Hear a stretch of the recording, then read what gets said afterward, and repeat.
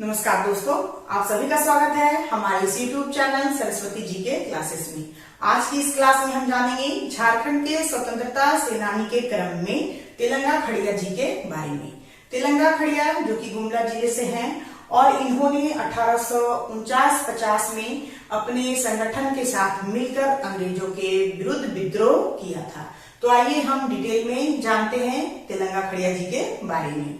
तेलंगा खड़िया जिनका जन्म 9 फरवरी 1806 ईस्वी को गुमला जिले के सिसई थाना के मुरगू गांव में हुआ था। इनके जो पिता थे वे थे ढुइया खड़िया, पिता का नाम था ढुइया खड़िया, जो छोटा नागपुर महाराजा देवनाथ शाह तथा गोविंद नाथ शाह के भंडारी थे। इनकी माता का नाम था पेतो खड़िया और इनकी जो पत्नी थी उनका नाम था रत्नी खड़िया। ये जो है रत्नी खड़िया ये भी एक महिला स्वतंत्रता सेनानी थी। यानी जब तेलंगा खड़िया की हत्या कर दी जाती है तो जो खड़िया विद्रोह स्टार्ट किया गया था तेलंगा खड़िया जी के द्वारा, तो इन्हें आगे बढ़ाने का काम, इन्हें नेतृत्व देने का काम इनकी पत्नी ने ही किया था। फिर इनका एक पुत्र भी था जिसका नाम था जोगिया खड़िया। तो ये तो थे इनके परिवार से संबंधित व्यक्तियों के बारे में जानकारी। अब हम आगे जानते हैं तेलंगा खड़िया जी के बारे में। ये एक निर्भीक, वीर और कुशल वक्ता थे और खड़िया भाषा में निर्भीक, कुशल और साहसी व्यक्ति को तेबलंगा कहा जाता है, तेबलंगा। और इसी वजह से इनका नाम जो तेलंगा पड़ा, क्योंकि ये निर्भीक थे, कुशल वक्ता थे, साहसी थे और इन्हीं कारणों से इनका नाम जो है तेलंगा पड़ा था। फिर ये सरना धर्म के प्रति पूर्ण समर्पित थे। ये सरना धर्म के प्रति पूर्ण समर्पित थे, यानी ये सरना धर्म से अटूट प्रेम करते थे। इन्होंने गुमला के आसपास के गांव में अपना संगठन बनाया जिसे जूरी या जूड़ी पंचायत कहते हैं। इन्होंने जो खड़िया समाज को एकत्रित किया, संगठित किया और एक पंचायत बनाया जिसे जूरी पंचायत के नाम से जाना जाता है। 1849-50 ईस्वी में अपने संगठन के साथ मिलकर इन्होंने अंग्रेजों के खिलाफ विद्रोह आरंभ कर दिया और इस तरह से जब इनका संगठन तैयार हो जाता है तो 1849-50 ईस्वी में ये अपने संगठन के युवाओं के साथ मिलकर अंग्रेजों के विरुद्ध जो है विद्रोह शुरू कर देते हैं। फिर इनके विद्रोह से जो अंग्रेज हैं वो सतर्क हो जाते हैं और जब इन्होंने विद्रोह शुरू कर दिया तो अंग्रेज जो है सतर्क हो जाते हैं। और इसी क्रम में एक दिन बसिया थाना के कुम्हारी गांव में अपने जूरी पंचायत की बैठक में व्यस्त तेलंगा को अचानक पुलिस गिरफ्तार कर लेती है और इन्हें कलकत्ता जेल में डाल देती है।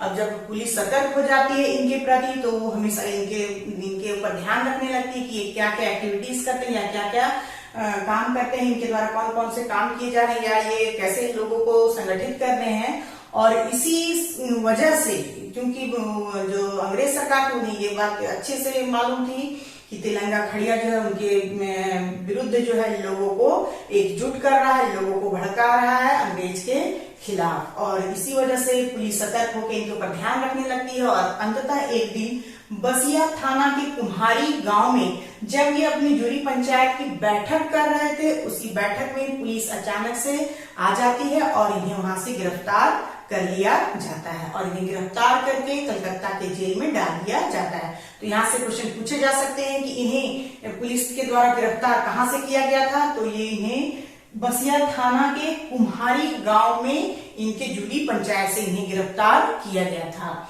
और साथ ही इन्हें किस जेल में रखा गया था, तो इन्हें कलकत्ता के जेल में रखा गया था। इन्हें कई वर्षों के पश्चात इन्हें जेल से रिहा किया जाता है, यानी कि जब इन्हें जेल में डाल दिया जाता है तो कई वर्षों तक इन्हें जेल में ही ये रहते हैं और कई वर्षों के बाद इन्हें जेल से रिहा कर दिया जाता है। और जिस वर्ष इन्हें रिहा किया गया था वो वर्ष था 1859 ईस्वी, यानी 1859 ईस्वी को इन्हें रिहाई मिलती है जेल से। और जब ये जेल से वापस आते हैं तो पुनः अपना जो प्रशिक्षण का कार्यक्रम इनका था वे फिर से शुरू कर देते हैं। यानी कि ये मुख्य काम इनका क्या था कि अंग्रेजों के शोषण की नीतियों के बारे में लोगों को बताना, लोगों को संगठित करना और उनके युद्ध कला का प्रशिक्षण देना। तो ये इनका काम था कि लोगों को ये क्या कर रहे थे कि अंग्रेजों की जो शोषण नीति थी उसके बारे में लोगों को बता रहे थे, साथ ही लोगों को संगठित करते थे और उनको युद्ध कला का प्रशिक्षण देते थे ताकि अंग्रेज के खिलाफ लोग जो है वो लड़ सके। तो इनका ये जो काम था, जब ये जेल से रिहा होते हैं तो ये पुनः अपने काम को फिर से शुरू कर देते हैं, यानी प्रशिक्षण का काम ये फिर से शुरू कर देते हैं। फिर 13 अप्रैल 1880 को सिसई स्थित अखाड़े में प्रशिक्षण के दौरान बोधन सिंह नामक व्यक्ति ने उन्हें गोली मार दी।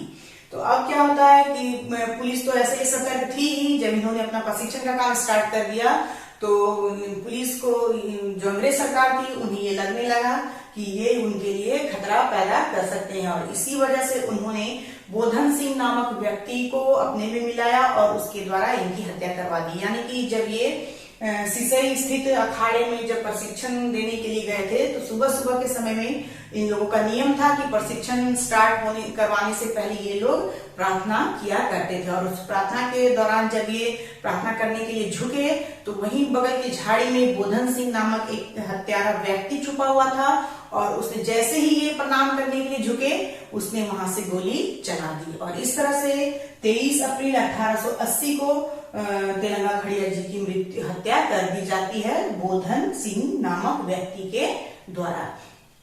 ये इंपॉर्टेंट है, यहाँ से क्वेश्चन पूछा जा सकता है कि उनकी हत्या कहाँ हुई थी। तो सिसई स्थित अखाड़े में हुई थी, और किसने उनकी हत्या की थी? तो उनकी हत्या की गई थी बोधन सिंह नामक व्यक्ति के द्वारा। शायद ये अंग्रेजों से मिला हुआ था, इसी वजह से इसने इनको गोली मार दी थी, और उस समय जिस समय इनकी हत्या हुई थी उस समय इनकी उम्र थी 74 वर्ष। तो ये इंपॉर्टेंट है, यहाँ से क्वेश्चन पूछे जा सकते हैं।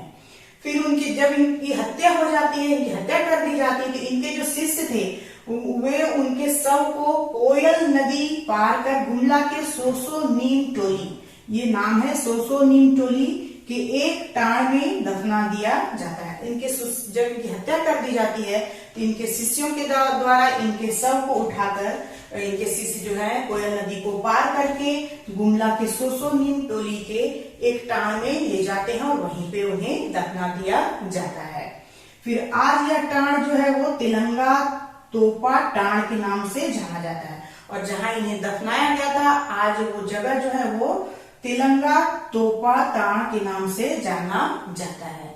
तो ये इंपॉर्टेंट है, यहाँ से भी क्वेश्चन पूछा जा सकता है कि तेलंगा तोपा टाण क्या है? तो ये समाधि स्थल है तेलंगा खड़िया जी का।